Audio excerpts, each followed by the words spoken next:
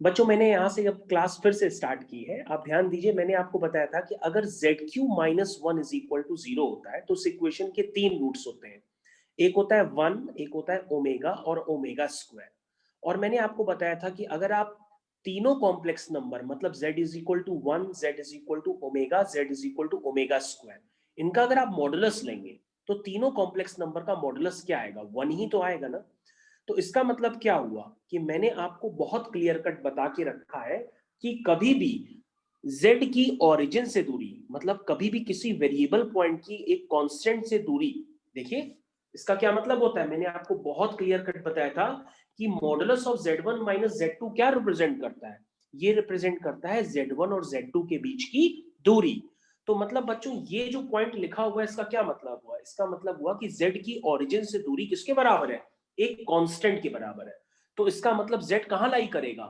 Circle पे लाई करेगा जिसकी रेडियस क्या होगी? 1 यूनिट होगी। तो ये बात आपको समझ में आनी चाहिए, मैंने इसको काफी देर तक आपको बताया था। तो इस तरीके से बच्चों मैंने क्या किया, सबसे पहले मैंने क्या किया, एक पहला कॉम्प्लेक्स नंबर शो किया। पहला कॉम्प्लेक्स नंबर क्या है बच्चों? z is equal to 1।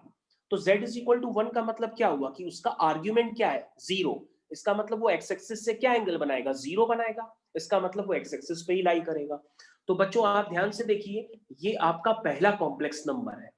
फिर बच्चों दूसरा कॉम्प्लेक्स नंबर क्या एंगल बना रहा है? 2π/3 बना रहा है। तो ये बच्चों आपका दूसरा कॉम्प्लेक्स नंबर है। फिर तीसरा कॉम्प्लेक्स नंबर कितना एंगल बना रहा है? वो पूरा अगर ध्यान से देखें तो वो 4π/3 बना रहा है।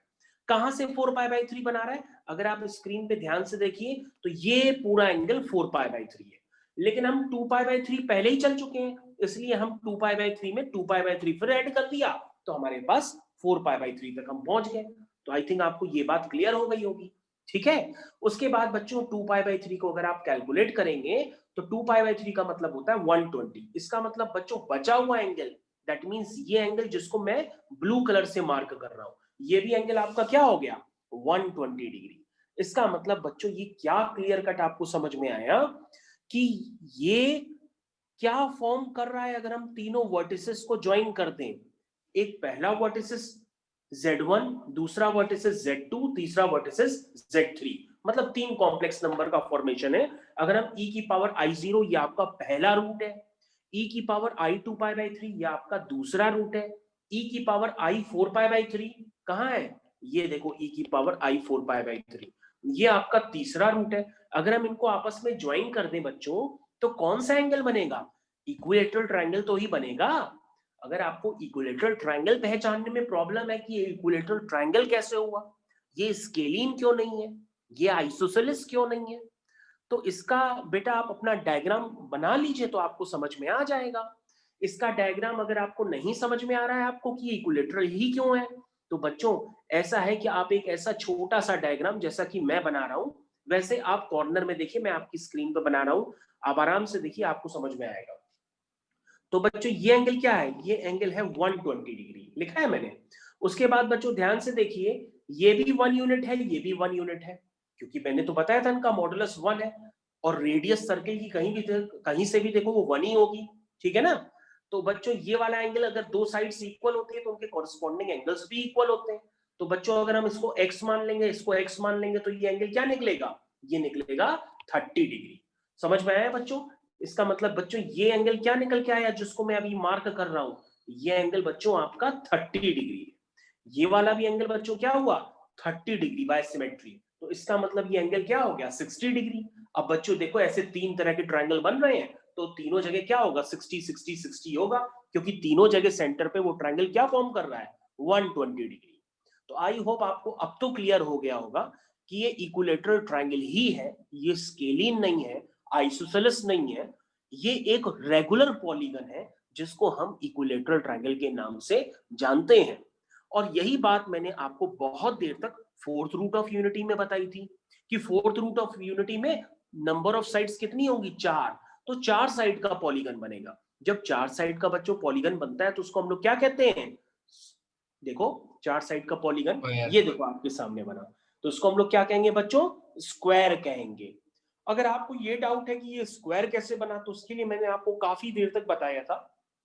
आप उस प्लेलिस्ट में जा करके एक बार रिकॉर्डिंग देख लीजिए, ये 100% रिकॉर्डिंग में है, तो आप उसको देख लीजिएगा दोबारा।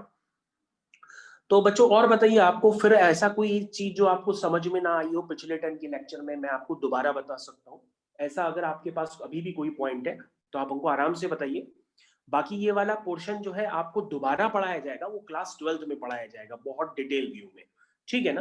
तो अभी तो सर मैंने इसलिए पढ़ा दिया। हाँ बताइए बेटा। सर आर्ग्यूमेंट और प्रिंसिपल आर्ग्यूमेंट कब यूज करें ये समझ नहीं आ रहा। बेटा मैंने आपको 4 बार बताया, चलो 5वीं बार फिर से बताते हैं, कोई बात नहीं।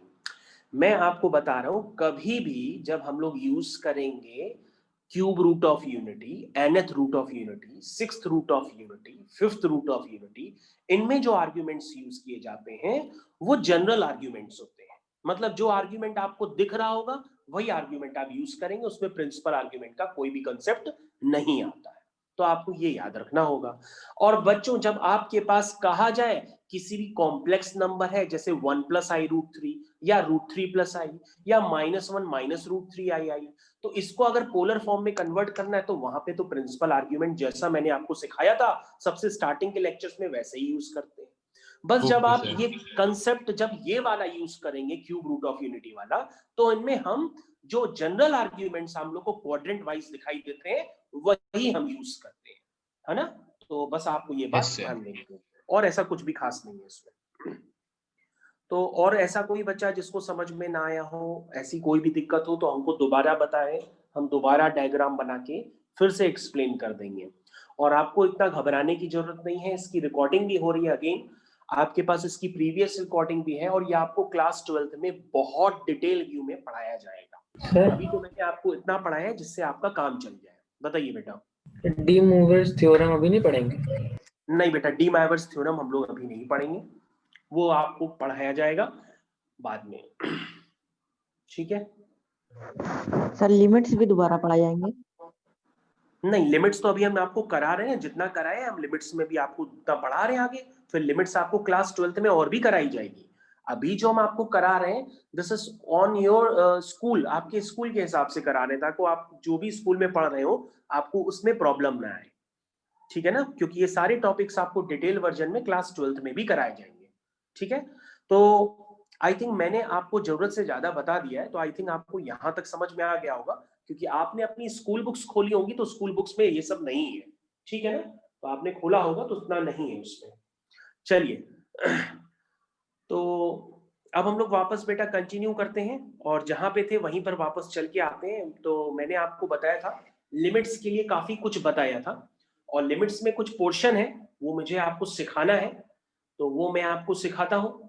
और लिमिट्स में बच्चों आपको अगर कोई कहे कि एल हॉस्पिटल रूल पढ़ाया कि नहीं पढ़ाया गया, तो आप उसको ओपनली कहिएगा कि लिमिट्स में एल हॉस्पिटल रूल तभी पढ़ाया जाता है जब आपको डिफरेंशिएशन आती हो। जब तक बच्चों आपको डिफरेंशिएशन नहीं आती होगी आप लिमिट्स में एल हॉस्पिटल रूल नहीं सीख सकते। ऐसे ही बच्चों कुछ कुछ ऐसे पोर्शन होते हैं जो आपको क्लास 12th में ही कराए जा सकते हैं, क्योंकि वो किसी से इंटर रिलेट होते हैं जो आपको अभी तक नहीं पढ़ाया गया है। तो बच्चों जब मैं आपको डिफरेंशिएशन सिखा दूंगा तो मैं आपको एल हॉस्पिटल रूल भी पढ़ाऊंगा। और डिफरेंशिएशन बच्चों कब सिखाऊंगा? जब लिमिट्स खत्म हो जाएंगी। लिमिट्स खत्म होने के बाद ही आप डिफरेंशिएशन सीख पाएंगे, उसके बाद ही आप एल हॉस्पिटल रूल लिमिट्स में अप्लाई कर पाएंगे, है ना। तो कुछ बेटा ऐसी जगह होती है जहां पर सीक्वेंस थोड़ा सा गड़बड़ाता है। तो आई थिंक मैंने आपको कॉम्प्लेक्स नंबर में इतना बता दिया है कि आप आराम से अपने जो आपके पास जो बुक्स वगैरह हैं आप उनके क्वेश्चंस आराम से लगा सकते हैं। बाकी आप कॉम्पिटिटिव लेवल पे क्लास 12th में और भी डिटेल में सीखेंगे। तो ठीक है बच्चों, अब आपको होपफुली हमारी बात आ रही है, आप समझ गए होंगे मैं क्या समझाने की कोशिश कर रहा हूं। अब हम लोग आगे बढ़ते हैं, वरना लेक्चर पढ़ा का पढ़ा रह जाएगा। थोड़ी सी लिमिट्स कर लेते हैं, और लिमिट्स जो अभी हम करने जा रहे हैं वो आपको और ध्यान से देखनी पड़ेगी, ठीक है। जरा देखिए मैं लिमिट्स में आपको किस तरह के क्वेश्चन समझाने की कोशिश कर रहा हूं। सबसे पहले क्लास में तो मेरे हिसाब से कुछ ऐसे बच्चे होंगे जिनको लिमिट्स का अभी पता ही नहीं होगा कि लिमिट्स में सर ने पढ़ाया क्या था, क्योंकि आप अपने नोट्स भी नहीं खोलते हैं। इसलिए सबसे पहले हम क्या करते हैं, आपको लिमिट्स के कुछ स्टैंडर्ड बताए थे, मैं आपको हल्के फुल्के याद दिला देता हूं कि लिमिट्स के स्टैंडर्ड थे क्या। अब तो ये स्टैंडर्ड आपको इतना ज्यादा रट गया होगा और आपने इसके इतने ज्यादा क्वेश्चंस लगाए होंगे कि ये स्टैंडर्ड तो आप कहिएगा ही नहीं कि मेरे को पता नहीं है, ठीक है ना। तो limit x standing towards 0 tan x upon x 1 होता है, ठीक। और बच्चों जो मैंने आपको स्टैंडर्ड सिखाए थे वही स्टैंडर्ड एग्जिस्ट करते हैं। मेरे पास एक बच्चे ने भेजा था कि sir limit x standing towards 0 cos x upon x 1 होता है, इसको क्वेश्चन में लगा रहे हैं लेकिन हो नहीं रहा है। और बच्चों मैंने आपको क्लियर कट बताया था लेक्चर के समय कि cos x अपॉन x जब x 0 की तरफ टेंड करता है तो ये कोई लिमिट होती ही नहीं है। तो आप अपने मन से कोई स्टैंडर्ड बना करके जबरदस्ती उसमें मत लगाइए। मैंने आज तक आपको नहीं लिखवाया है कि cos x अपॉन x क्या होगा। जब मैंने लिखवाया ही नहीं है तो आप यूज क्यों कर रहे हैं उसको जानबूझ के, ठीक है ना। तो आप समझ गए होंगे मैं किसकी बात कर रहा हूं, वो बच्चा भी क्लास में अब समझ गया होगा कि cos x अपॉन x तो मैंने जब लिखवाया ही नहीं है तो आप अपने मन से थोड़ा ना इस्तेमाल करोगे, ठीक है ना। चलिए तो limit x standing towards a x की पावर n माइनस a की power n upon x minus a, this is n a n minus. तो बच्चों ये स्टैंडर्ड अब आपको याद तो आ गए होंगे। चलिए मैं सारे स्टैंडर्ड्स नहीं लिख रहा हूं क्योंकि आप रिकॉर्डिंग में देख लीजिएगा। अब हम लोग क्वेश्चंस की तरफ चलते हैं, जरा ध्यान देते हैं क्वेश्चंस में क्या है। आइए बच्चों यहां पे आपको ध्यान देना होगा। अगर आप हमको सपोर्ट करेंगे तो मैं आपको अच्छे क्वेश्चंस भी करा ले जाऊंगा, लेकिन अगर आप समझ कम पाएंगे तो फिर मेरे को रुकना पड़ेगा, मैं फिर धीरे धीरे पढ़ाऊंगा। ओके तो बच्चों आपके पास क्वेश्चन, फर्स्ट क्वेश्चन पहला आपकी स्क्रीन पे ये रहा, fx इज इक्वल टू, अब आपके पास एक फंक्शन है 1 प्लस एक्स स्क्वायर जहां पे x लाई करता है 0 से 1 के बीच में। ध्यान से देखिए बच्चों, आपके पास एक फंक्शन है fx is equal to 1 plus x square जहां पे x लाई करता है 0 से 1 से बीच में, और आपका वही fx है 2 माइनस एक्स जब आपका फंक्शन यानी कि जब आपका जो x है वो 1 से बड़ा है। तो बच्चों अब आप देख सकते हैं कि इस फंक्शन की डेफिनेशन आपके पास अलग अलग दी गई है। ध्यान से देखिए, x जब 1 से बड़ा है तो फंक्शन की डेफिनेशन क्या है 2 माइनस एक्स, जब x 0 से 1 के बीच में है तो फंक्शन की डेफिनेशन क्या है 1 प्लस एक्स स्क्वायर। तो आप कहोगे सर ये फंक्शन 1 पर दो अलग अलग तरीके से डिफाइंड है, 1 के पहले कुछ और इस फंक्शन की वैल्यू है, 1 के आगे इस फंक्शन की एग्जैक्टली कुछ और वैल्यू है, तो क्या ये फंक्शन क्या एग्जिस्ट नहीं करता क्या? नहीं, ऐसा नहीं है। तो मैंने आपको बच्चों पहले टर्म के ही लेक्चर में ये सिखाया था कि आपके पास इस तरह के लिमिट्स की यूज हम लोग करते क्यों हैं। मैंने आपको ऑलरेडी बताया था कि आपके पास कुछ फंक्शंस ऐसे होते हैं, जैसे ये आपका मैंने आपके सामने एक फंक्शन बनाया है कि वो एग्जैक्टली उस पॉइंट पे वैल्यू नहीं दे पाते हैं। जैसे अगर आप उस फंक्शन की इस पॉइंट पे वैल्यू निकालना चाहें तो उस पॉइंट पर उसकी वैल्यू आपको समझ में नहीं आएगी, उस पॉइंट पर उस फंक्शन की क्या वैल्यू है। कभी कभी उस पॉइंट पे फंक्शन ब्लैंक हो जाता है।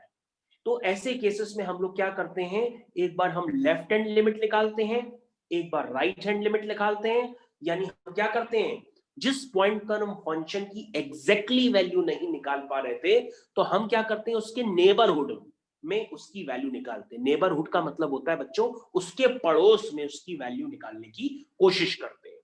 अब तुम कहोगे पड़ोस का मतलब क्या हुआ, पड़ोस का मतलब एकदम नजदीक, यानी ए के एकदम नजदीक हम उसकी लेफ्ट हैंड लिमिट और राइट हैंड लिमिट निकालने की कोशिश करते हैं। मेरी आवाज सभी को आ रही होगी पूरी तरीके से। अब बच्चों तुम कहोगे सर कितना लेफ्ट और कितना राइट, ये भी तो बात आती है सर, कितना लेफ्ट और कितना राइट। हमने कहा थोड़ा सा लेफ्ट और थोड़ा सा राइट, थोड़ा सा लेफ्ट और थोड़ा सा राइट। तो थोड़ा सा लेफ्ट कितना हुआ, हमने कहा बेटा ये जो विड्थ होती है ना, इस विड्थ को हम लोग कहते हैं, क्या कहते हैं, इस विड्थ को हम लोग कहते हैं h। क्या कहते हैं, h कहते हैं।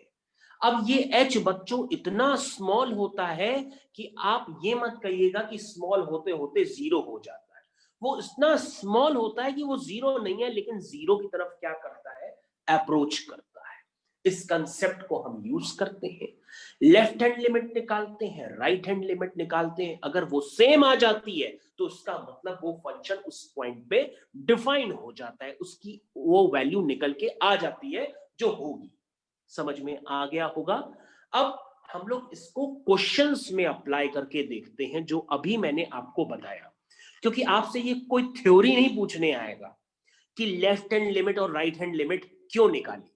बात ये होगी कि आपने left hand limit right hand limit calculate कर पाए कि नहीं कर पाए, और कैलकुलेट करने के बाद वो इक्वल है कि नहीं। अगर इक्वल है तो लिमिट एग्जिस्ट करेगी, नहीं है तो लिमिट एग्जिस्ट नहीं करेगी। समझ में आया? चलो इस कंसेप्ट को यूज करते हैं। एकदम आराम से देखना, घबराना नहीं। लेक्चर रिकॉर्ड हो रहा है, एक चीज को हम 4-4 बार ऑलरेडी बोल रहे हैं। चलिए ओके, अब आपने कहा कि सर इसको कैसे निकालें, क्वेश्चन है क्या सर, वो तो आपने लिखा ही नहीं है, आपने तो सिर्फ फंक्शन डिफाइन किया है। तो बच्चों क्वेश्चन है यहां पर कि आपको एट x इक्वल टू 1 पर इस फंक्शन की लिमिट निकालनी है कि लिमिट एग्जिस्ट कर भी रही है कि नहीं कर रही है, और कर रही है तो उसकी क्या वैल्यू कर रही है। ठीक है, तो x इक्वल टू 1 पर फंक्शन की लिमिट एग्जिस्ट कर रही है या नहीं कर रही है, अगर कर रही है तो उसकी क्या वैल्यू है।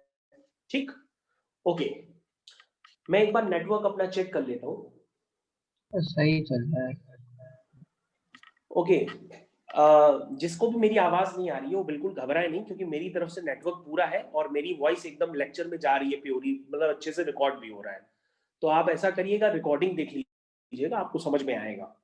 ठीक है, चलिए ओके, अगर किसी को ये क्वेश्चन ना समझ में आए तो बिल्कुल पीछे ही ना पड़ जाए हाथ धो के, फिर वो दूसरा समझे, क्योंकि मैं अभी ऐसे 10 क्वेश्चन आपको करवाने वाला हूं। चलिए पहले ये कराता हूं। तो बच्चों हम लोग x equal to function x equal to 1 पर इस फंक्शन की लिमिट निकालना चाहते हैं। अब हम निकालने की तैयारी कर रहे हैं। आई होप सबको आवाज आ रही है, मैंने फिर से चेक कर लिया। देखिए ओके, तो सबसे पहले क्या करते हैं, सबसे पहले बच्चों 2 तरीके होते हैं निकालने के। अब कुछ बच्चों को पहला तरीका आसान लगता है, कुछ बच्चों को दूसरा तरीका आसान लगता है। मैं क्या करता हूं, मैं आपको दोनों तरीके से बताता हूं। ठीक है, सबसे पहले एक आसान तरीका, आओ मेरे साथ देखो। सबसे पहले कोई बच्चा लिखता है लेफ्ट हैंड लिमिट, मेरे साथ देखो, उधर ध्यान दो। लेफ्ट हैंड लिमिट सबसे पहले लिखते हैं, उसके बाद लिखते हैं लिमिट x टर्निंग टूवर्ड्स। बच्चों कहां पे लिमिट निकालनी है, 1 पे। तो बच्चों 1 से हमको क्या निकालनी है, लेफ्ट हैंड साइड पे। 1 से लेफ्ट हैंड साइड का मतलब जब आप x1 ले रहे हैं तो 1 नहीं है, वो 1 से थोड़ा छोटा है। तो बच्चों 1 के ऊपर देखो छोटा सा एक माइनस लगा देते हैं। इसका मतलब क्या हुआ, x जो है आपका 1 से थोड़ा क्या है, छोटा है।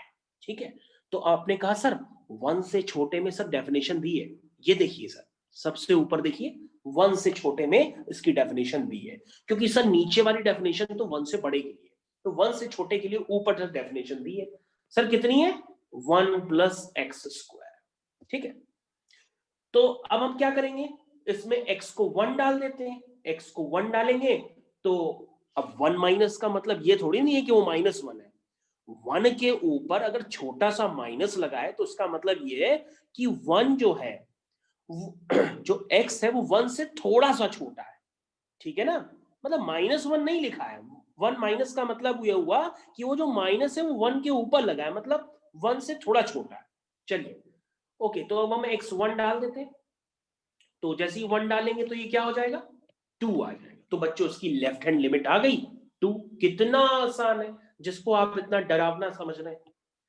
राइट हैंड लिमिट, तो अब हम क्या करते हैं, लिमिट x अप्रोचेस 1 प्लस, इधर देखिए 1 प्लस यानी 1 से बड़ा x डालते हैं। तो जब x बच्चों 1 से बड़ा है तो उस समय फंक्शन की डेफिनेशन क्या है, ये देखो 2 माइनस एक्स। कितनी है, 2 माइनस एक्स। अब हम इसमें x1 डालेंगे तो 2 माइनस 1 कितना आया, 1 आया। तो आप कहोगे सर ये तो बहुत आसान तरीका है करने का, left hand limit right hand limit के इक्वल आ ही नहीं रही है। इसका मतलब बच्चों 1 पर फंक्शन सचमुच पे एग्जिस्ट नहीं करता है, यानी 1 पर फंक्शन ब्रेक हो गया है या टूट गया है या एग्जिस्ट नहीं कर रहा है या उसकी वैल्यू आई नहीं है, मतलब 1 पे डिफाइंड नहीं है। ये आपका मतलब हुआ, limit is does not exist. ठीक है ना। अब बच्चों ये तो हो गया एक मेथड करने का। Excuse me sir.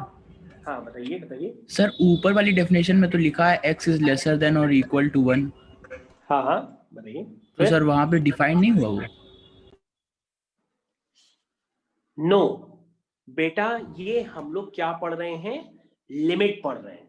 लिमिट का मतलब बच्चों ये होता है, ये डाउटफुल पॉइंट्स होते हैं। जहां डाउटफुल पॉइंट्स होते हैं वहां पर हम लोग को दिया जाता है कि उनको चेक करो। आप अपने मन से चेक नहीं करेंगे, क्वेश्चन में लिखा रहता है उन डाउटफुल पॉइंट्स के लिए जहां आपको चेक करना होता है। तो क्वेश्चन में साफ साफ लिखा है कि x इक्वल टू 1 पे चेक करिए कि ये फंक्शन डिफाइंड है कि नहीं है। तो दैट इज द मेथड कि आपको लिमिट के अलावा और कोई तरीका नहीं होता कि 1 पे फंक्शन अगर डिफाइंड है कि नहीं है। अगर डिफाइंड होता तो उसकी वैल्यू चाहे हम लेफ्ट हैंड साइड से अप्रोच करते चाहे हम राइट हैंड साइड से अप्रोच करते, उसकी वैल्यू सेम आती। लेकिन यहां तो वैल्यूज अलग अलग आ रही है, तो इसका मतलब 1 पे फंक्शन डिफाइंड नहीं हुआ, क्योंकि अगर डिफाइंड होता तो उसकी वैल्यू दोनों जगह से सेम आती। ये मतलब है इसका। ओके, तो मैंने आपको समझाया काफी देर तक, आप समझ गए होंगे। चलिए मैं फिर से एक्सप्लेन कर रहा हूं आपको। फिर से मैंने कहा हमारी बात ध्यान से सुना करिए। मैं आपसे फिर से कह रहा हूं, अगर कोई क्वेश्चन ना समझ में आए तो बिल्कुल हाथ धो के पीछे मत पड़िएगा, आप दूसरा समझिएगा। मैं एक और बताऊंगा, 10 बता दूंगा मैं। चलिए तो मैं बच्चों क्या करता हूं, इसका एक ऑल्टरनेट मेथड भी बताता हूं आपको, क्योंकि ऑल्टरनेट मेथड ज्यादातर बच्चों को क्लियर नहीं होता, ना ही कोई टीचर बताता है, लेकिन मैं आपको समझा रहा हूं, आप उसको भी समझने की कोशिश करो। ऑल्टरनेट मेथड क्या मतलब हुआ कि आप लिखेंगे सबसे पहले लेफ्ट हैंड लिमिट। देखिए हमारे हिसाब से कैसे लिखते हैं, सबसे पहले लिखिए left hand limit. Left hand limit का मतलब क्या हुआ कि आप लेंगे limit x tending towards 1 minus fx। ठीक, ये मतलब हुआ। इधर ध्यान दीजिए, हमने लिखा limit x tending towards 1 minus fx, यानी बच्चों जो आपका fx है वो क्या है, fx में जो x है वो क्या है। तुम कहोगे सर वो 1 से छोटा है। कितना छोटा? अरे हमने मान लिया 1 से छोटा, तो 1 से छोटे को हम क्या लिखेंगे, कुछ तो लिखेंगे ना, कुछ तो लिखेंगे ना। तो हमने लिख दिया उसको 1 माइनस एच। क्या लिख दिया? 1 माइनस एच। लेकिन h क्या है? h कोई बहुत बड़ा थोड़ी ना नंबर है, h तो छोटा सा नंबर है, इसलिए लिखेंगे लिमिट h जो है वो 0 की तरफ अप्रोच कर रहा है। ध्यान से देखिए, मैं आपको एक दूसरा मेथड भी करने का बता रहा हूं, ध्यान दो। मैंने क्या लिखा, limit x tending towards 1 minus fx। एक तो आपके पास ये तरीका है कि आप डायरेक्ट fx डाल दो, एक दूसरा मेथड मैं बता रहा हूं कि fx में x क्या है, 1 से छोटा है। कितना छोटा है? 1 माइनस एच मान लिया। अब h कोई बहुत बड़ा नंबर थोड़ी नहीं है, इसलिए हमने लिख दिया कि h किसकी तरफ अप्रोच कर रहा है, 0 की तरफ। अब आप कहोगे सर इसको कैलकुलेट करिए जरा पूरा, देखें आपका गलत ना हो जाए। चलो अच्छा कैलकुलेट करते हैं।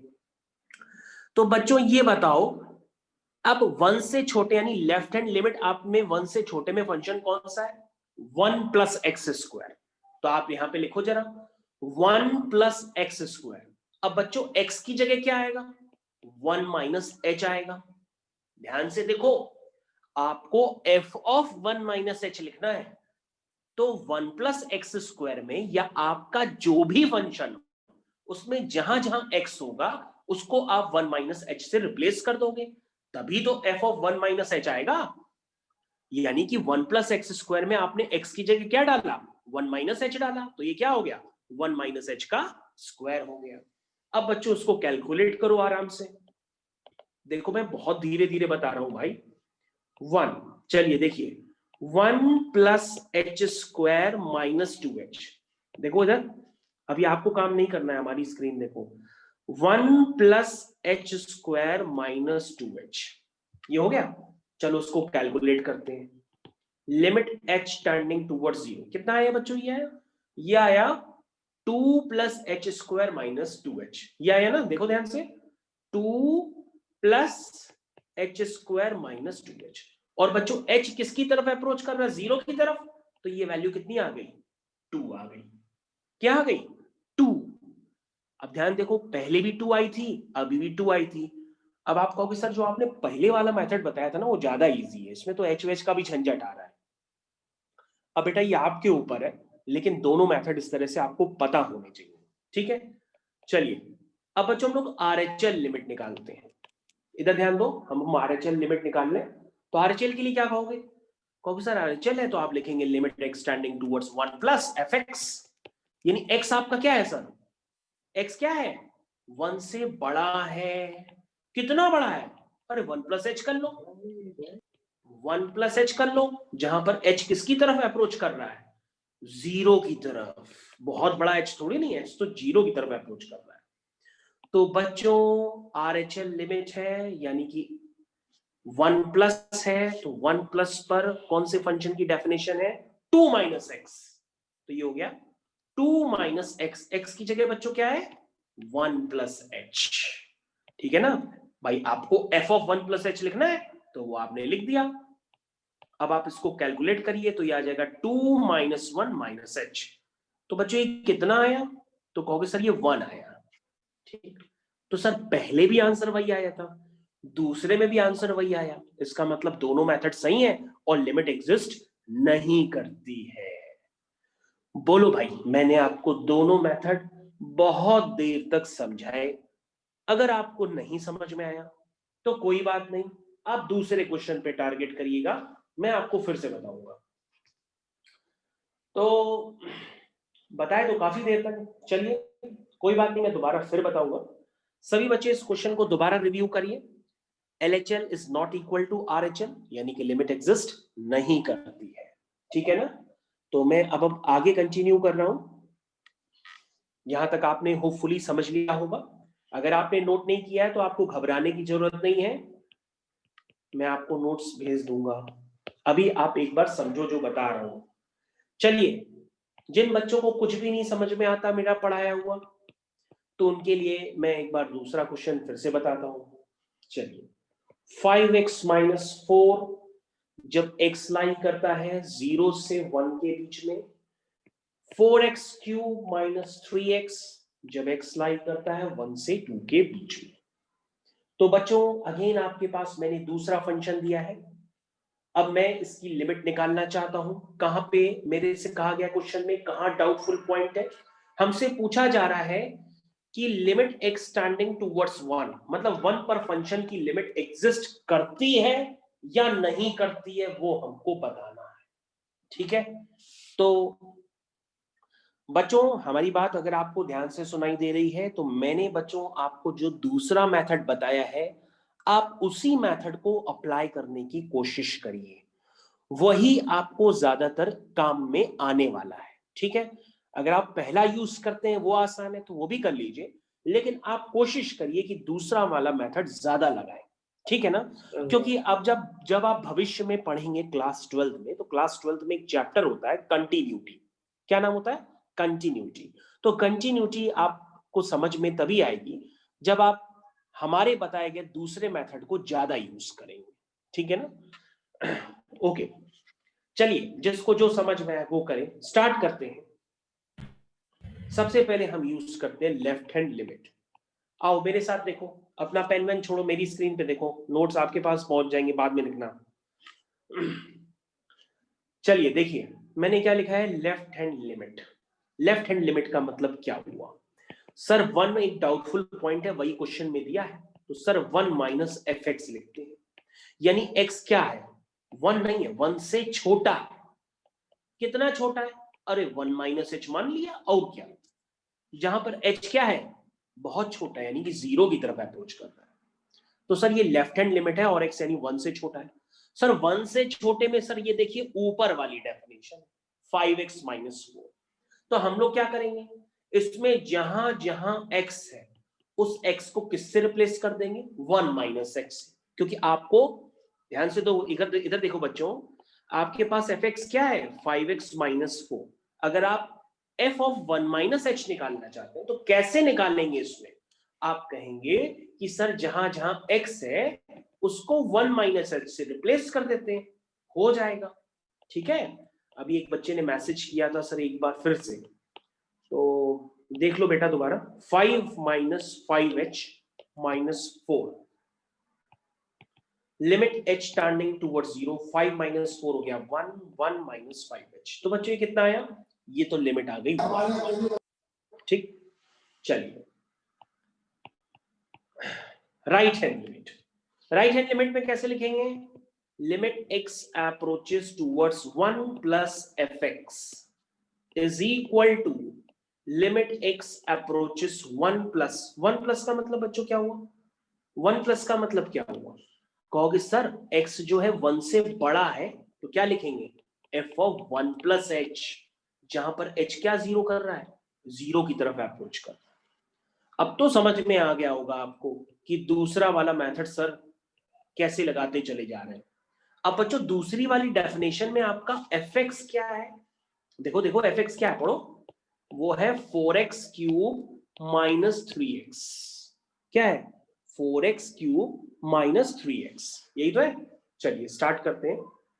तो ये हो गया। बच्चों जरा इसको लगाओ, कैसे लगाएंगे? लिखेंगे 4 टाइम्स क्या लगेगा? 1 प्लस h का whole cube minus 3 times 1 plus h। देखो बच्चों मैंने लगा दिया है, ठीक है। अब बच्चों इसको ओपन मत करिएगा क्योंकि h आपका जीरो की तरफ टेंड कर रहा है ना, तो उसको आप डायरेक्ट डाल दीजिए, लिमिट सॉल्व हो जाएगी। डायरेक्ट डालिए तो ये क्या आ जाएगा? 4 1 प्लस 0 का whole cube minus 3 times 1 plus 0। तो बच्चों ये कितना आ गया? 4 माइनस 3। 4 माइनस 3 कितना हुआ? 1।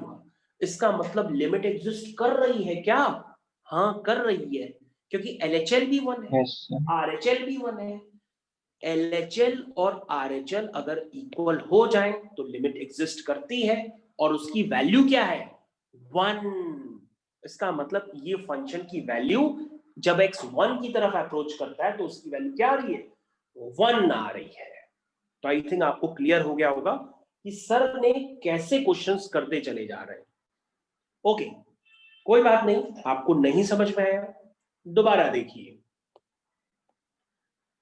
ठीक है। पहले आप इसको रिव्यू कर लीजिए, आपकी स्क्रीन पे लगा हुआ है। अभी हम लोग फिर से दोबारा क्वेश्चन करते हैं। और कभी कभी बच्चों ऐसे भी लिमिट्स के क्वेश्चन आते हैं जो ग्राफिकल पैटर्न से ही सॉल्व हो जाते हैं। कभी कभी उन क्वेश्चंस में आपको समझ ही में नहीं आएगा कि उनमें डेफिनेशन अलग अलग दी नहीं होगी। जब डेफिनेशन अलग अलग नहीं दी होगी तो आप देख के कंफ्यूज हो जाएंगे कि इसकी लिमिट लें कैसे। कभी कभी ऐसे क्वेश्चंस भी आते हैं, उनमें हम उनकी ग्राफ की हेल्प लेते हैं। ठीक है, ठीक है, ओके, कंटिन्यू करते हैं आगे। तो बच्चों अगला क्वेश्चन ये रहा आपकी स्क्रीन पे, इधर ध्यान दीजिए। लिखा है limit x standing towards 0 1 upon x। अब इस लिमिट को इवैल्यूएट करना है। ध्यान दो, limit x approaches 0 1 upon x, इस लिमिट को इवैल्यूएट करना। अब आप फंस गए, बिल्कुल फंस गए आप कहोगे सर ये तो समझ ही नहीं आ रहा, ना फंक्शन की कोई डेफिनेशन दी है ना कुछ दिया है, बिल्कुल क्लियर नहीं है कि होगा कैसे। अगर नहीं क्लियर है तो ऐसे केस में हम लोग क्या करते हैं, फंक्शन की ग्राफ की हेल्प लेते हैं। और जो बच्चे स्टार्टिंग से पढ़ रहे होंगे मेरे से, या चलो कोई बात नहीं, नहीं पढ़ा है तो मैं आपको 1/x का ग्राफ बताता हूं। तो 1/x का ग्राफ ऐसे होता है बच्चों, ये देखो आपकी स्क्रीन पे बना रहा हूं, this is the graph of 1/x। ये बच्चों ग्राफ होता है y is equal to 1/x का ग्राफ होता है। समझ में आया? ये ग्राफ होता है y is equal to 1/x का, ठीक है। अब आप कहोगे सर शायद अब हम आंसर निकाल ले जाए, क्योंकि सर अगर x 0 की तरफ अप्रोच कर रहा है तो सर 0 कहां है? सर ये है ना 0। तो सर 0 पर अप्रोच करने के दो मेथड है, एक तो आप लेफ्ट हैंड से अप्रोच कर सकते हैं, एक आप राइट हैंड साइड से अप्रोच करेंगे। तो सर जब हम लेफ्ट हैंड साइड से अप्रोच कर रहे हैं तो भी हमको पिक्चर क्लियर है, और राइट हैंड साइड से अप्रोच कर रहे हैं तो भी हमको पिक्चर क्लियर है। तो ध्यान से देखिए बच्चों, जब हम लेफ्ट हैंड साइड से अप्रोच करते हैं तो आपका ग्राफ कहां जा रहा है? नीचे की तरफ जा रहा है। ध्यान देखो कहां जा रहा है? नीचे की तरफ। जैसे जैसे आप लेफ्ट हैंड साइड से अप्रोच कर रहे हैं, अगर आपको ग्राफ नहीं रीड करने आता तो कोई बात नहीं, मैं आपको समझाता हूं। उधर देखो, देखो बच्चों, जैसे जैसे आप लेफ्ट हैंड साइड से अप्रोच कर रहे हैं तो आपका ग्राफ कहां जा रहा है? नीचे की तरफ जा रहा है। कहां जा रहा है? नीचे की तरफ। देखो ध्यान दो। और जैसे जैसे आप लोग राइट हैंड साइड से अप्रोच कर रहे हैं तो आपका ग्राफ कहां जा रहा है? ऊपर की तरफ जा रहा है। जा रहा है ना? देखो ध्यान, इस तरह से। तो बच्चों जैसे ही हम 0 माइनस की बात करते हैं तो ग्राफ हमारा नीचे की तरफ है, हम 0 प्लस की बात करते हैं तो ग्राफ हमारा ऊपर की तरफ जा रहा है। ये ऊपर नीचे क्या है? नीचे वाले को कहेंगे उसकी वैल्यू है माइनस इन्फिनिटी, ऊपर वाले को कहेंगे उसकी वैल्यू है प्लस इन्फिनिटी। हाँ बताइए बेटा। सर एक बार बता दीजिए। बेटा मेरे को तो आपकी आवाज आई नहीं थी, आप जाने क्या बोल रहे हो। अगर आपको हमारी ये बात नहीं समझ में आ रही है तो मैं आपको भी दोबारा बता रहा हूं, आप वेट करो, घबराओ नहीं, वेट करो आप, कोई बात नहीं। एक बच्ची की मेरे को आवाज क्लियर नहीं आ रही है, मैं दोबारा उसको समझाने की कोशिश कर रहा हूँ भाई कह क्या रही है। मैं आपको एक बार दोबारा बताता हूँ, कोई बात नहीं। इधर देखो, मैंने ग्राफ बड़ा कर दिया है भाई, जिसको समझ में आ गया वो तो मौज कर ले, लेकिन जिसको नहीं समझ में आया भैया वो दोबारा जरूर देख ले, क्योंकि मेरे हिसाब से जिसको समझ में आया है उसको भी अभी पूरा आया नहीं होगा, वो ओवर कॉन्फिडेंस में होगा। इधर ध्यान दो, ये y इज इक्वल टू बच्चों 1/x का ग्राफ है, ये y is equal to 1/x का ग्राफ अभी मैंने आपकी स्क्रीन पे बनाया है, ठीक है। अब ध्यान से देखो बच्चों, ये ग्राफ जो है ये y is equal to x का नहीं है, ये y is equal to 1/x का। अगर बच्चों हम इसकी लिमिट 0 पे निकालना चाहते हैं तो 0 पर आप कैसे अप्रोच करते हैं? कैसे अप्रोच करने का तरीका बताया। एक बार लेफ्ट हैंड साइड से अप्रोच करते हैं, तो लेफ्ट हैंड साइड से बच्चों इस तरह से अप्रोच करते हैं, राइट हैंड साइड से बच्चों ऐसे अप्रोच करते हैं, ऐसे ही तो अप्रोच करते हैं ना, यही तो तरीका बताया। तो ये बच्चों अप्रोच करने का तरीका है। लेकिन जब बच्चों हम लोग अप्रोच करते हैं तो अप्रोच करते समय फंक्शन की वैल्यू देखते हैं। तो चलो बच्चों, तो फंक्शन की वैल्यू क्या हो रही है, ध्यान से देखो। जब हम लेफ्ट हैंड साइड से अप्रोच कर रहे हैं तो फंक्शन की वैल्यू किस तरफ टेंड कर रही है? माइनस इन्फिनिटी की तरफ। और जब हम राइट हैंड साइड से अप्रोच कर रहे हैं तो फंक्शन की वैल्यू कहां टेंड कर रही है? ध्यान दो, प्लस इन्फिनिटी की तरफ टेंड कर रही है। बोलो समझ में आया कि नहीं समझ में आया? मतलब 0 माइनस पर फंक्शन की वैल्यू क्या है? Minus infinity. 0 प्लस पर फंक्शन की वैल्यू क्या है? Plus infinity. बोलो समझ में आया जिसको मेरी आवाज नहीं आ रही थी? ओके, तो बच्चों हम क्या करेंगे, अब हम इसको ग्राफिकल मेथड से लिखेंगे। सिर्फ और सिर्फ हम लिखेंगे limit x tending towards 0 minus 1/x, यानी x जब 0 से छोटा है तो उसकी लिमिट क्या है? Minus infinity. और जब x 0 से बड़ा है तो इसकी वैल्यू क्या है? Plus infinity. इसका मतलब लिमिट डज नॉट एग्जिस्ट। हालांकि ये क्वेश्चन आपको हो सकता है टफ लगा हो, लेकिन आप घबराइए नहीं, मैं आपको काफी इससे भी अच्छे स्टैंडर्ड के क्वेश्चन करा सकता हूं। आपको पेशेंस रखना पड़ेगा। Left hand limit is right hand limit के इक्वल नहीं है, तो इसका मतलब आप क्या लिखते हैं बच्चों? लिमिट डज नॉट एग्जिस्ट, ऐसे लिखा जाता है एग्जाम। ठीक है, आई होप आपको क्लियर हुआ होगा। मैं आपको दोबारा फिर से बताता हूं। अगला क्वेश्चन ये रहा आपकी स्क्रीन पे, देखिए। तो चलिए बच्चों, मैं आपके एक क्वेश्चन कराता हूं आपके मन का, जिससे आपको और भी ज्यादा क्लियर होगा। सभी बच्चे रेडी हैं? समझ में आया? y is equal to signum x।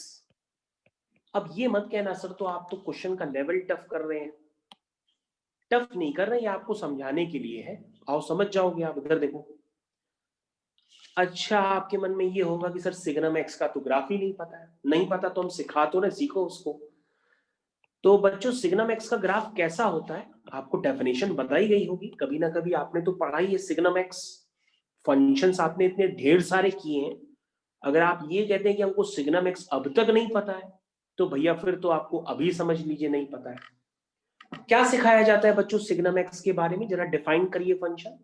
आप कहते हैं सर अगर x 1 से बड़ा हुआ तो इसकी वैल्यू क्या होती है? 1। x 0 हुआ तो इसकी भी वैल्यू क्या होती है? 0। और x लेस देन 1 हुआ तो इसकी वैल्यू होती है -1। ठीक है। अच्छा बचाओ बच्चों, अब मेरे को डाउटफुल पॉइंट पता है यहाँ पे क्या लगता है? 0 लगता है। चलो हम 0 पे चेक करते हैं कि इसकी लिमिट एग्जिस्ट करती है कि नहीं करती है। आओ, तुम कहोगे सर 0 पे तो फंक्शन की वैल्यू 0 है। अरे हमें फंक्शन की एग्जैक्टली उस पॉइंट पे वैल्यू नहीं निकालनी है, यही तो लिमिट में डिफरेंस है। हमें उस फंक्शन की नेबरहुड लिमिट निकालनी है। समझ में आया? आपको एग्जैक्टली उस पॉइंट पे फंक्शन की लिमिट थोड़ा ना निकालनी है। एग्जैक्टली निकालनी होती तो आप पीछे वाले सारे क्वेश्चंस में, क्योंकि यहां नहीं लिखा है क्या x less than equal to 1, यहां पे भी लिखा हुआ, लेकिन क्वेश्चन के हिसाब से जो डाउटफुल पॉइंट दिए रहते हैं वहां उनकी लिमिट निकालनी पड़ती है। तो लिमिट जो होती है वो क्वेश्चंस में बोली जाती है कि इस पॉइंट पे कैलकुलेट करो कि वो एग्जिस्ट कर रहा है कि नहीं कर रहा असलियत में। ठीक है, चलिए इधर आइए। लिमिट और फंक्शन की एग्जैक्टली उस पॉइंट पे वैल्यू ये डिफर करती हैं। याद रखिएगा, ऐसा मत समझिएगा कि उस पॉइंट पे जो फंक्शन की वैल्यू होगी वही लिमिट होगी। वो हो भी सकती है और नहीं भी हो सकती है। ठीक है ना? चलिए, तो हम लोग क्या करेंगे, 1 पे लिमिट निकालना चाहते हैं। आइए बच्चों 1 पे, तो क्या लिखते हैं बच्चों, कैसे लिखेंगे? आप कहोगे सर लेफ्ट हैंड लिमिट लिखें, limit x tending towards 0 minus, 0 is the doubtful point, 0 minus यानी 0 से छोटे पर उस फंक्शन की वैल्यू जरा चेक करते हैं। इधर आओ सभी लोग, 0 से छोटे पर उस फंक्शन की वैल्यू क्या आ रही है, जरा चेक करो क्या आ रही है हर बार, -1 आ रही है। यानी 0 से छोटे पर उस फंक्शन की वैल्यू जो आ रही है वो -1 आ रही है, और 0 से प्लस पर उस फंक्शन की वैल्यू क्या आ रही है, क्या आ रही है, 0 प्लस 1। ओके, ये एक बच्ची है, इसकी ये शायद नेट नहीं काम कर रहा है। ओके, तो 0 प्लस पर उस फंक्शन की वैल्यू आ रही है +1। ओके, तो आई थिंक आप समझ गए होंगे कि 0 माइनस और 0 प्लस पे फंक्शन की वैल्यू अलग अलग है। इसका मतलब ये जो वाकई में डाउटफुल पॉइंट है, इसकी लिमिट तो एग्जिस्ट नहीं करती इस पॉइंट पे, क्योंकि नेबरहुड की वैल्यू सेम नहीं है।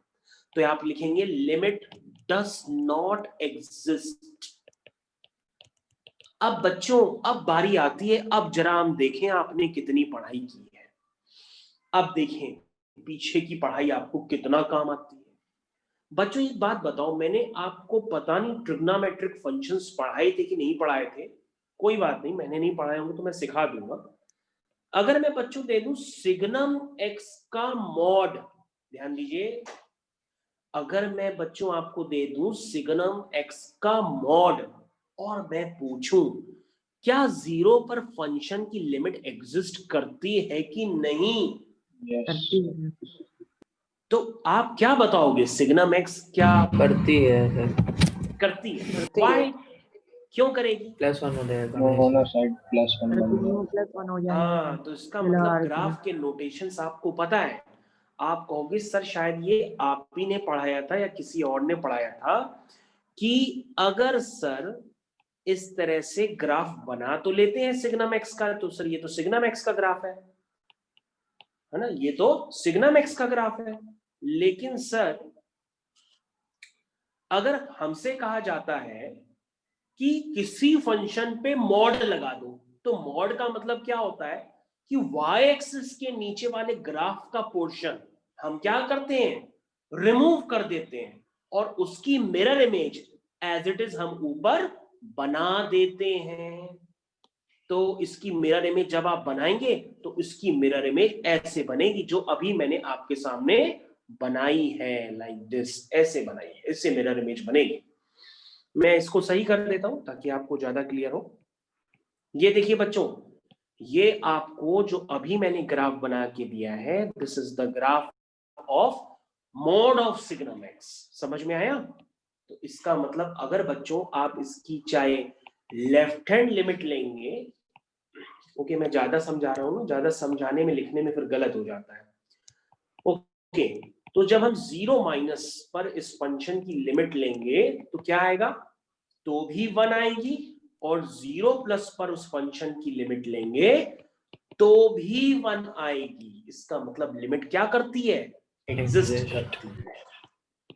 अब तो आप बहुत अच्छे से समझ गए होंगे कि लिमिट में है क्या सर, ये जो डेफिनेशन बार बार समझाने की कोशिश कर रहे हैं। ओके, तो आप यहां लिखेंगे लिमिट एग्जिस्ट कर रही है और उसकी वैल्यू है 1 के बराबर।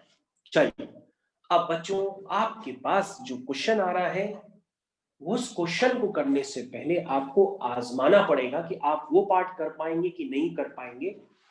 चलिए पहले तो मैं एक आप लोगों के लिए क्वेश्चन देता हूं, पहले आप लोग करके चेक कर लो कि आपसे हो पा रहा है कि नहीं हो पा रहा, फिर मैं इसको आजमाऊंगा। तो बहुत ही सिंपल क्वेश्चन बच्चों मैं आपको दे रहा हूं और वो आपको करना है। चलिए नेक्स्ट क्वेश्चन बहुत ही सिंपल मैं दे रहा हूं आपको, जरा ध्यान दीजिएगा, सभी बच्चे ध्यान दें। Next question on your screen. Question आपके सामने मैं जल्दी ही लिख रहा हूं। This is limit x tending towards 2 integral part of x। तो बच्चों ये आपके सामने अगला क्वेश्चन आ गया। तो कितने बच्चे कहते हैं ये लिमिट एग्जिस्ट करेगी कि नहीं करेगी? No sir. तो एक बच्चे का जवाब आया है नो। तो मेजॉरिटी नो वाली है कि मेजॉरिटी यस वाली है? ओके, तान्या का सर जवाब नहीं आया करेगी। लिमिट एग्जिस्ट करेगी ना? यस। अच्छा, तो मेजॉरिटी कह रही है लिमिट एग्जिस्ट करेगी। अब देखें और बच्चे क्या कह रहे हैं। अनन्या क्या कह रही है, तान्या क्या कह रही है, गौरांश, आदित्य, आराध्या, अभय, अभिनव अभिनव अभिनव अभिनव, अरे अभिनव कितने हैं, अदिति, आदित्य, अक्षत, सर नहीं जो होनी भी है। चाहिए। अच्छा, लिमिट एग्जिस्ट नहीं करेगी, ठीक है, नहीं आप होनी चाहिए सर। आपकी भी बात रख लेते हैं, लिमिट एग्जिस्ट नहीं करेगी।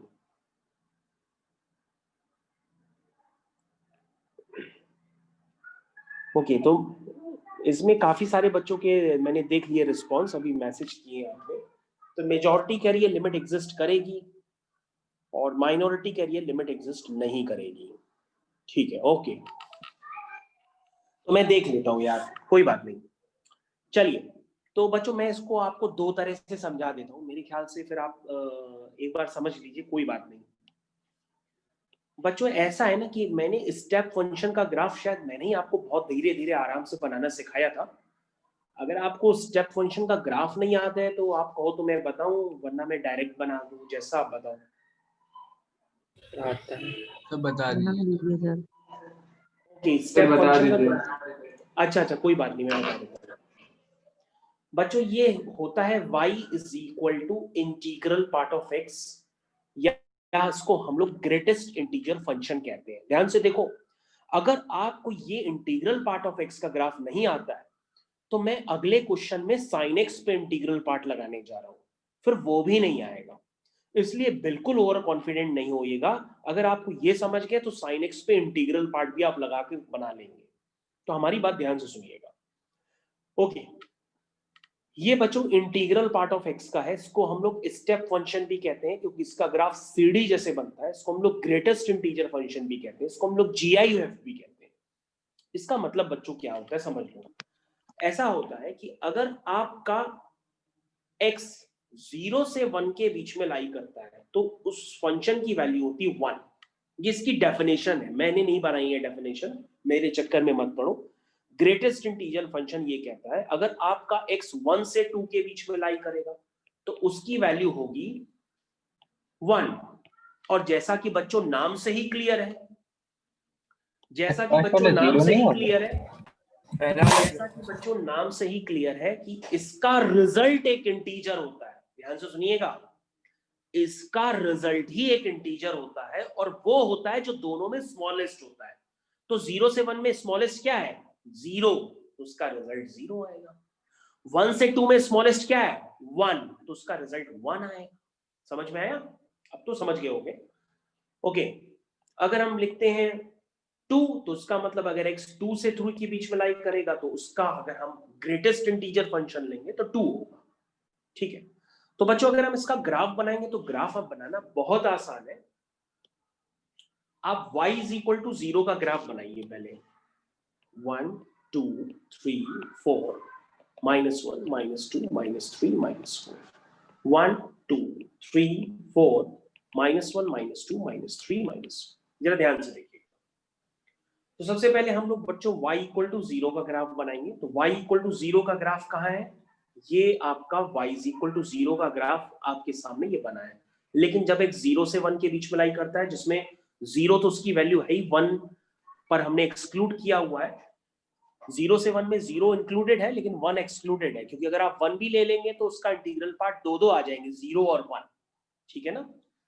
तो 0 से 1 में 0, उसी तरह से y इक्वल टू 1, ये है y इक्वल टू 1, 1 से 2 के बीच में इसकी वैल्यू क्या है, ये इस तरह से। आई थिंक आपको समझ में आ गया होगा, आप ये ग्राफ ड्रॉ कर सकते हैं, ठीक है, समझ गए होंगे आप ग्राफ किस तरह से ड्रॉ किया जा रहा है। किसी को डाउट है तो पूछ ले भाई। तो ये स्टेप फंक्शन होता है, this is the graph of y is equal to integral part of x। अब बच्चों हम लोग क्वेश्चन पे आ जाए क्वेश्चन पे। चलिए, तो बच्चों इधर ध्यान दीजिए, मैं क्वेश्चन को दोबारा रिपीट करता हूं, नेक्स्ट पेज पे जाके, नेक्स्ट पेज, इधर आइए। लिखा है limit x approaches to integral part of x। जरा ध्यान दीजिएगा, limit x approaches to integral part of x। कैसे इसको कैलकुलेट करेंगे, जरा ध्यान दीजिए। लिखेंगे limit x tending towards 2 minus, ऐसी तो लिखते हैं, इंटीग्रल पार्ट ऑफ x। बोलो समझ में आया यहां तक? ध्यान से देखो, आपका फंक्शन क्या है, आपका फंक्शन है इंटीग्रल पार्ट ऑफ x, और डाउटफुल पॉइंट क्या है 2, तो 2 पे आपको उसकी लिमिट कैलकुलेट करनी है कि एग्जिस्ट करती है कि नहीं करती है। तो बच्चों एक बार हमने x क्या लिया, 2 से छोटा लेंगे, और एक बार x 2 से बड़ा लेंगे। इधर ध्यान दो बच्चों, तो 2 से छोटा इसका मतलब क्या हुआ, 2 से छोटा मतलब आपका फंक्शन क्या है, 2 से छोटा मतलब 2 माइनस h हो गया, जहां पर h क्या करता है, 0 की तरफ अप्रोच करता है। तो बच्चों अगर आपका fx integral part of x है, तो f ऑफ 2 माइनस h क्या होगा, वो होगा integral part of 2 minus h, यही तो होगा।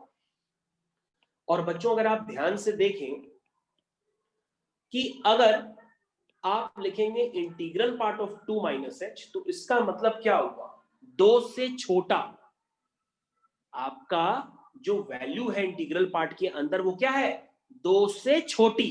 और 2 से छोटी अगर वैल्यू हो गई, अगर 2 से छोटी वैल्यू हो गई इंटीग्रल पार्ट के अंदर, तो उसका रिजल्ट क्या आएगा, 1 उसका रिजल्ट आएगा 1। क्योंकि मैंने आपको बताया था 2 से छोटा इसका मतलब 1 से 2 के बीच में, और 1 से 2 के बीच में उसका इंटीग्रल पार्ट क्या होगा, 1। बोलो समझ में आया? और अगर ऐसे समझ में नहीं आया तो आप ऐसे समझ लो, इससे डायरेक्टली जो मैंने लिखा था डायरेक्ट कि x क्या है, 2 से छोटा, अगर x 2 से छोटा होगा तो उसका इंटीग्रल पार्ट क्या आएगा, 1 ही तो आएगा। आप ऐसे भी समझ सकते हो डायरेक्टली। चलिए अब बच्चों हम लोग RHL लिमिट लेते हैं, RHL। तो दिस इज द नोटेशंस, इस तरह से क्वेश्चंस के नोटेशंस होते हैं जो लोगों को बाद में तकलीफ बहुत होती है, इसलिए आप समझते चले जाइए साथ में। अब आप लिखेंगे x अप्रोचेस 2 प्लस fx, ठीक लिखा आपने। अब x आपका क्या है, 2 से बड़ा है, यानी f ऑफ 2 प्लस h लिख दीजिए, जहां h 0 की तरफ अप्रोच करता है। तो अगर आप ध्यान से देखिए, आपको fx पता है इंटीग्रल पार्ट ऑफ x, तो f ऑफ 2 प्लस h भी लिख सकते हैं, 2 प्लस h। अगर x आपका 2 से बड़ा है तो कहां से होगा, 2 से 3 के बीच में तो होगा, क्योंकि 2 से बड़ा का मतलब ऐसा थोड़ी नहीं है कि बहुत बड़ा, 2 प्लस h मतलब थोड़ा से बड़ा, तो वो 2 से 3 के बीच में होगा, और 2 से 3 के बीच में उसका इंटीग्रल पार्ट क्या आएगा, 2 ही आएगा। तो इसका मतलब क्या हुआ, आपकी लेफ्ट हैंड लिमिट और राइट हैंड लिमिट इक्वल नहीं है, इसका मतलब लिमिट डज नॉट एग्जिस्ट। समझ में आया, लिमिट डज नॉट एग्जिस्ट, ठीक। तो बच्चों मैंने आपको ये क्वेश्चन समझाया काफी देर तक, होपफुली आप समझ गए होंगे। और अगर आपको ये क्वेश्चन टफ लगा है तो आप डायरेक्टली भी कर सकते हैं, जो मैंने आपको एक डायरेक्ट मेथड बताया है। लेट्स से उस डायरेक्ट मेथड को मैं आपको फिर से समझा देता हूं कि x अगर 1 की तरफ अप्रोच करे, आपको इस तरह से दे दिया जाए, तो आप सबसे पहले क्या लिखेंगे, क्वेश्चन डायरेक्ट भी कर सकते हैं। आप सबसे पहले लिखेंगे कि आप लेफ्ट हैंड लिमिट करने जा रहे हैं, 1 माइनस लिखेंगे, और अगर x 1 से छोटा है थोड़ा, तो उसका मतलब 0 से 1 के बीच में है, 0 से 1 के बीच में उसका इंटीग्रल पार्ट क्या आएगा, 0 आएगा।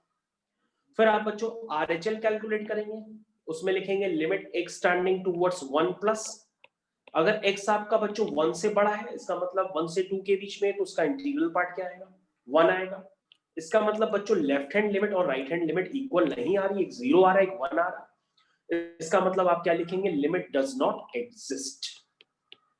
आई थिंक अब समझ में तो आ गया होगा भाई। बोल भाई, समझ में आ गया सबको कि किस तरह से क्वेश्चंस को करने का पैटर्न है। ओके, तो बच्चों एक क्वेश्चन अब आपके लिए, मैंने काफी मेहनत कर दी आपके लिए, अब आपको कोशिश करनी है, आप बताएंगे। अगला क्वेश्चन आप सभी के लिए ये रहा, पहले आप इसको रिव्यू कर लीजिए, आप देख लीजिए, फिर मैं बताता हूं। ओके बच्चों, आपको ये क्वेश्चन खुद से करना है, आप इसकी लिमिट निकालिए डायरेक्टली। सभी बच्चे करें कॉपी में। अब उनकी बारी, आप लोग की बारी। आपको लिमिट निकालनी है इस फंक्शन की। 2 एक डाउटफुल पॉइंट है, 2 पर फंक्शन की लिमिट निकालें। सभी बच्चे जो कर सकते हैं वो करिए और मेरे को बताइए कि उसकी 2 पे लिमिट एग्जिस्ट कर रही है कि नहीं कर रही है, और कर रही है तो क्या है। ओके, एक बच्चे ने बोला कर रही है, तो बच्चों अगर कर रही है तो उसकी वैल्यू क्या है, 1। ओके, क्या बेटा आंसर क्या बताया आपने,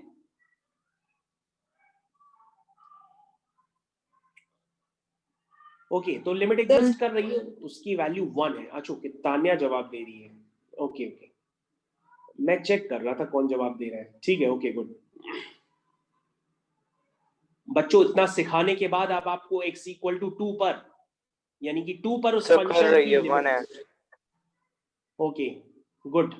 अब आपसे होना चाहिए भाई, आप क्या क्वेश्चन ही क्वेश्चन हमसे करवाते रहोगे क्या, आपको भी तो करना होता है।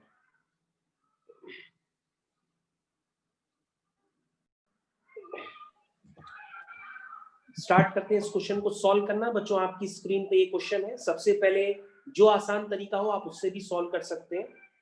चलिए स्टार्ट करते हैं। लेफ्ट हैंड लिमिट लिखेंगे, लिमिट डाउटफुल पॉइंट है 2, तो लिखेंगे 2 माइनस एफ एक्स, और 2 माइनस पर बच्चों फंक्शन क्या है जरा ध्यान दीजिए, 2 माइनस यानी 2 से छोटा है, यानी कि x minus integral part of x। आप डायरेक्टली भी कर सकते हैं। तो बच्चों अगर x 2 से छोटा होगा तो उसका इंटीग्रल पार्ट क्या होगा बताइए। अगर x 2 से छोटा होगा तो उसका मतलब 1 से 2 के बीच में लाई करना, 1, गुड। तो अगर हम इसमें x2 डाल देंगे तो 2 माइनस 1 1 ही आएगा, good. Right hand limit, limit x tending towards 2 plus fx, fx is 3x minus 5। अगर हम इसमें बच्चों x की जगह क्या डाल देंगे, 2 डाल देंगे तो ये तो 1 ही आएगा। अरे ये तो हो भी गया क्वेश्चन, मेरे को लग रहा था काफी टफ है। इसकी लिमिट एग्जिस्ट कर रही है, कितनी आ रही है लिमिट, 1 आ रही है, सर 2 माइनस 1 दैट इज 1। हाँ बेटा बताइए। तो जैसे 2 माइनस एच 2 प्लस एच किया तो लेफ्ट हैंड लिमिट में किया सर, क्या बेटा, 2 माइनस एच 2 करके किया सर लेफ्ट हैंड लिमिट में सर। हाँ वैसे भी कर सकते हैं, वैसे कर दें। हाँ वो कर दीजिए, ब्रैकेट तो खुल गया था फिर उसके बाद नहीं। अच्छा अच्छा, अभी करते हैं, वेट, जस्ट वेट। ओके, एक बच्चे की फरमाइश है कि सर एक ऑल्टरनेट मेथड जो आप सिखा रहे थे उससे भी करिए, अभी करते हैं, वेट करो। Limit x tending towards 2 minus fx, this is limit, क्या लिखा था, 2 माइनस यानी कि 2 से छोटा है, यानी कि 2 माइनस h, जहां पर h अप्रोच करता है 0 की तरफ। This is limit h tending towards 0, ठीक। f of 2 minus h, LHN 2 से छोटा, यानी x minus integral part of x है। This is x minus integral part of x। देखो बेटा मैंने लिख दिया वही चीज। अब बच्चों इधर ध्यान से देखो, अगर 2 माइनस h, इसका मतलब आपका जो इंटीग्रल पार्ट के अंदर नंबर है वो 2 माइनस h यानी 2 से छोटा है। 2 से छोटा है तो उसकी वैल्यू क्या होगी, उसकी वैल्यू होगी 1। तो ये वैल्यू बच्चों आएगी 1, दिस इज 1। ध्यान से देखो, जिसने हमसे पूछा था 2 माइनस h का इंटीग्रल पार्ट है, यानी इंटीग्रल पार्ट के अंदर कौन सा नंबर है, 2 से छोटा नंबर है। अगर 2 से छोटा नंबर है तो उसका इंटीग्रल पार्ट क्या आएगा, 1 आएगा। तो इसका मतलब बच्चों हुआ h 0 हो जाएगा, this is 1। RHL limit, limit x tending towards 2 plus fx, ठीक है, is equal to limit h tending towards 0 f of 2 plus h। 2 plus h का मतलब नीचे वाला फंक्शन है 3x माइनस 5, तो दिस इज 3x माइनस 5। तो कितना हो जाएगा 3x, x की जगह आएगा 2 + h। अब आप कर लोगे ना, क्या है 3x, क्या था फंक्शन, उनको तो फंक्शन ही नहीं समझ में आ रहा, कहाँ गया फंक्शन, ये है 3x - 5 का फंक्शन।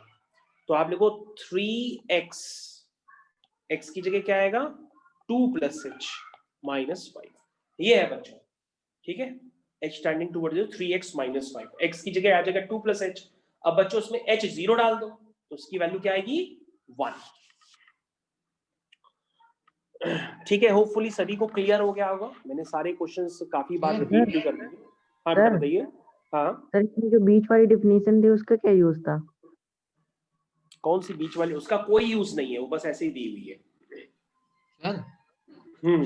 सर जैसे ये GIF है सर, इसको मैंने सर -h + 2 लिख दिया सर,